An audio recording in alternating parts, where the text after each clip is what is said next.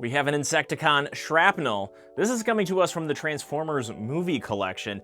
This is a toy I remember having as a kid, so when I open it up, am I going to be hit with a wave of nostalgia, or is there going to be enough differences where it'll feel like an entirely new character? I don't know, but this retro card back and some of the retro stylings of the Transformers movie artwork on here makes me feel pretty good, so let's get this guy out of the box, see what he's all about.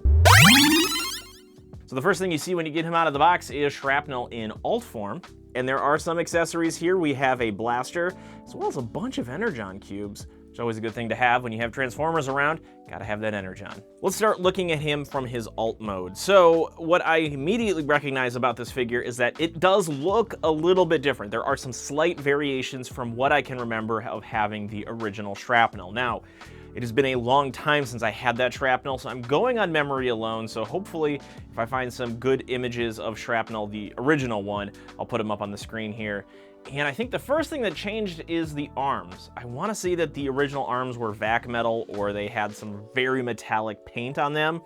This is a very shiny silver, but it isn't a vac metal. This is just plastic that's molded. And the other thing that is missing would be the sticker. The sticker that would be the heat-activated sticker. I think it would be on that leg right there, because it seems like that would be a cutout for a sticker. In the chest, I want to say that was translucent or an orange, maybe a translucent orange. So it does open up like the old one, but again, there are some slight differences here that I remember. But according to the instructions, he transforms the exact same way, which makes this a very easy Insecticon to transform. 5 steps, that's all it takes. So let's do that now. We're going to pull down the legs. This is going by memory here. Twisting this around, pushing these back. There we go, and then the arms are out.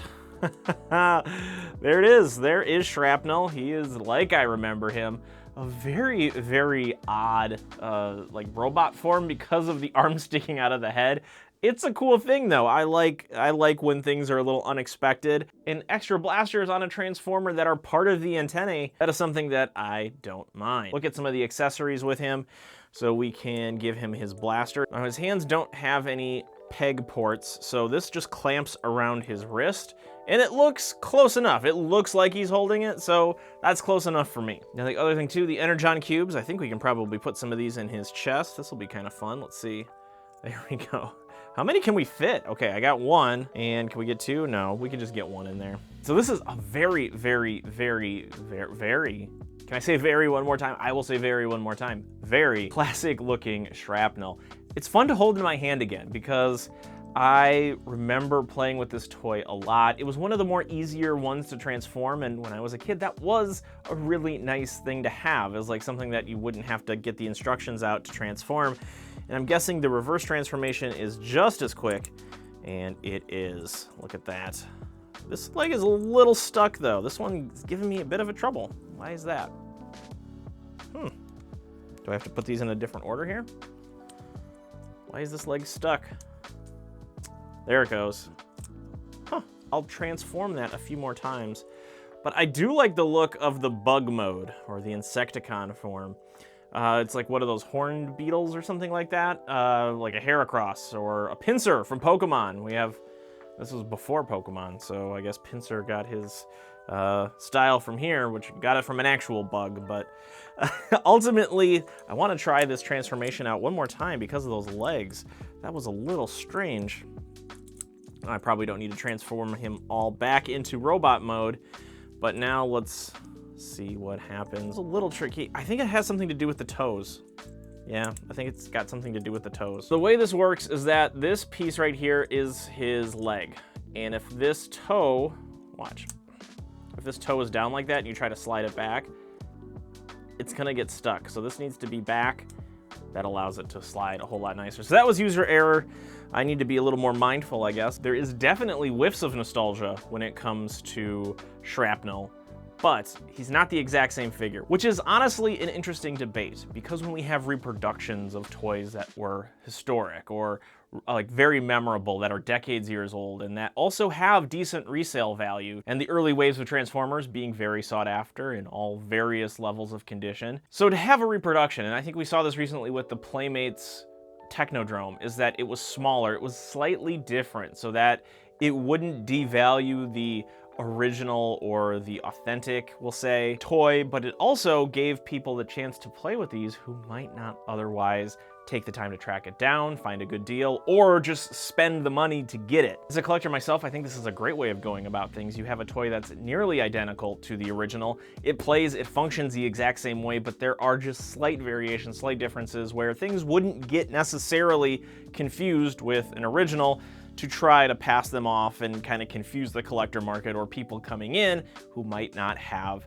all of the background knowledge at that point. Good looking toy. I did put him on the ground and wheel him around. The wheels are a little scratchy. They aren't the smoothest wheels in the world, but they are very tiny.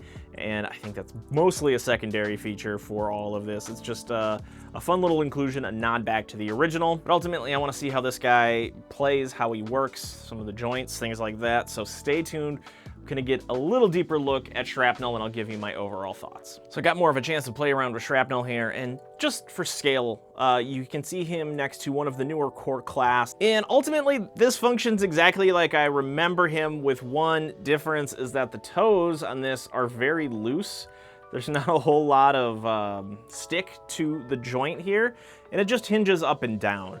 You know, ultimately, when you're moving him around, it becomes a slight issue, but I wouldn't say it's that much of a problem, because he's either standing just exactly like this, or he is in a mode where those are locked back because of the legs bracing the feet. And ultimately, with a guy like this, you are going to want to appreciate and want to collect some of the older, more simple, I would say, Transformers from back in the day, quote unquote. Because if you do a direct comparison to some of the newer stuff that has a lot more complicated maneuvers and folds and different steps to transform these, it's not a necessarily fair comparison. The blaster holds on rather well. I wouldn't say it's the tightest fit in the world, and I would worry over time that the plastic will relax, especially if he's constantly wearing this on his arm, and not be as effective, possibly fall off. That's kind of how these things work. Now, the Energon cubes were just a fun accessory, a fun inclusion. Reminds me of elementary school math when you had all of the counters. This isn't used for math, it's used for fun. I think Shrapnel does split the difference very well between being a complete reproduction, having enough changes so that it looks different enough cosmetically that you're not going to confuse it from some of the old retro toys that people love collecting. Now, I had another Insecticon waiting to be opened up, Bombshell,